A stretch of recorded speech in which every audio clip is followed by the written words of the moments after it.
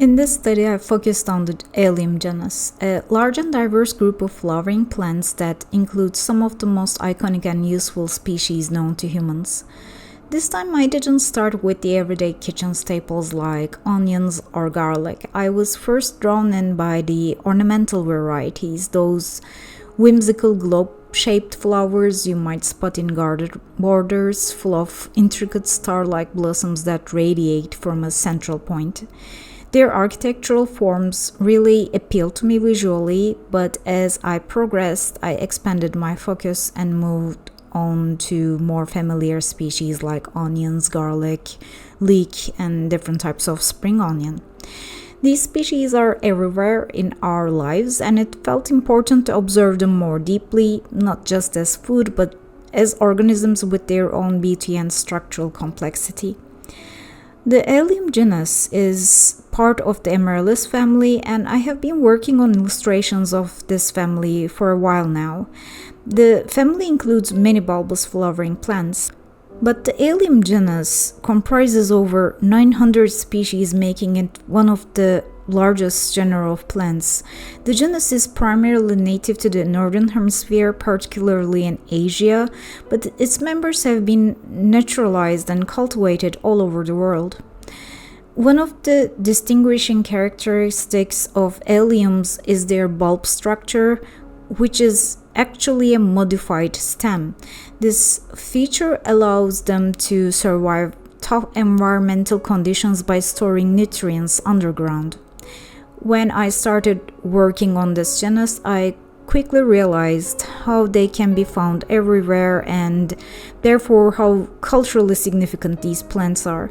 Onions and garlic, for example, are so ingrained in culinary traditions across the globe that we often overlook them as living, breathing plants with unique morphologies.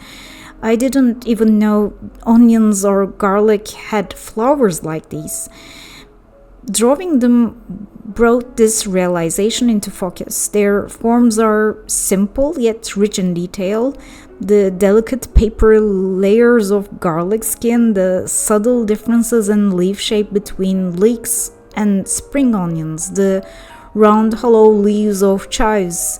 Observing these differences in detail made me think about how easily we group plants under one general name without acknowledging their individuality. As with my previous studies, my goal here was not to make a scientific plate or a taxonomic key. I focused more on the parts of the plant that interested me, sometimes the flower, sometimes the bulb, and sometimes the entire plant. I approached each illustration like a learning tool. How does the flower attach to the stem? How are the roots arranged? What does the sheet of a leek really look like? This was less about exacting detail and more about understanding and building my visual memory, and also trying to create a nice page of botanical illustrations. Drawing plants remains one of the most effective tools I've found for learning morphology. You can look at hundreds of pictures or even dissect a plant, but when you draw it, something different happens. You notice the relationships between parts. You recognize subtle features like how the stem thickens just before the bulb, or how the veins in an allium leaf tend to run parallel rather than branching.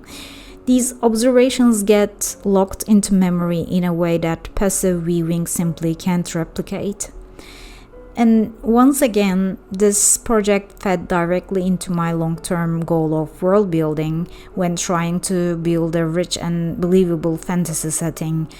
Plants, especially plants with strong cultural value, can be incredibly useful tools for storytelling. Allium species are an excellent example. In reality, these plants have been used for millennia, for food, medicine, and even for rituals. Garlic, for example, is associated with protective folklore in many cultures. Onions have been found in ancient Egyptian tombs and were thought to symbolize eternity because of their concentric layers. What if I created a fantasy culture that used a similar allium type plant in religious rituals? What if their medicine revolved around the preparation of various bulb extracts? What if the strong sulfurous odor was considered sacred or maybe cursed? So the studies help me ask these kinds of questions. From a morphological standpoint, allium plants are also great inspiration for design. Their inflorescences are often spherical and dramatic, perfect references for designing magical plants, alien flora, or fantastical gardens. Their bulbs and sheeting leaves provide texture and variation that's fun to render and can be creatively reinterpreted. Even the roots are interesting, fine fibrous mats that anchor the bulb like a spider's nest underground. But that doesn't mean the process wasn't challenging. Drawing these species took time and effort, especially the ornamental varieties with their hundreds of tiny flowers in a single umbel. It's a bit overwhelming at first glance. I had to develop a methodical approach, breaking the shape into sections, deciding which level of detail to emphasize, and trying to stay consistent in how I rendered the tiny individual blossoms. It was a very different challenge from drawing a water lily or a more symmetrical flower. And after several pages of botanical studies, I'll admit things are starting to feel a little repetitive, but I also know that this is the part of the process. When you're trying to build a visual library, repetition isn't necessarily bad. It's how we internalize the forms we study. I've already noticed that my imagined flower shapes have changed since I started drawing more plants from life. Actually, I'm not really drawing from life. I'm looking at photographs. But even that helps, and now I instinctively reach for petal arrangements that resemble lilies, alliums, or even more obscure things I've studied. So even if the process feels slow or redundant, it's working, and I've come to accept that. My end goal is to be able to invent convincing plant species from imagination. Creatures of leaf and root that feel like they belong in the ecosystems of my invented worlds. I want them to have the same kind of visual logic and organic structure that real plants do. And to achieve that, I know I need to spend time with real species, draw them, understand their mechanics, and absorb their patterns.